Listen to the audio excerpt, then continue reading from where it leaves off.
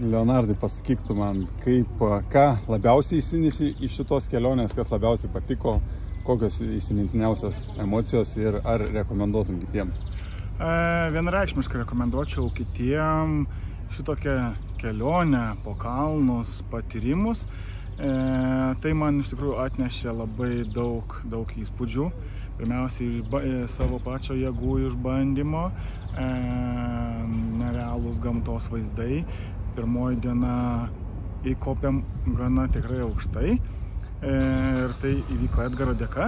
Ką noriu pasakyti, kad Edgaras, kiek man teko keliauti, nėra tipinis gidas ar kelionės vadovas. Lyginant su to, kiek man anksčiau teko patirti, jis, sakyčiau, daugiau kaip draugas, kaip bendramintis, su kuriuo galima ir pasikalbėti ir pabendrauti visomis temomis. Ir taip jisai sukuria nerealią atmosferą ir visa grupė dabar jaučiasi tiesiog kaip labai geri draugai, nors susitikom tik tai nepilnai prieš savaitę. Tai tokių kelionių, manau, ir tokių gidų reikia daugiau. Tikrai čia, kaip sakoma, geriau vieną kartą patirti, nei 100 kartų išgirsti. Tai visiems rekomenduoju išbandyti ir patirti savo kailiu. Ačiū, Leonardai. Prašau.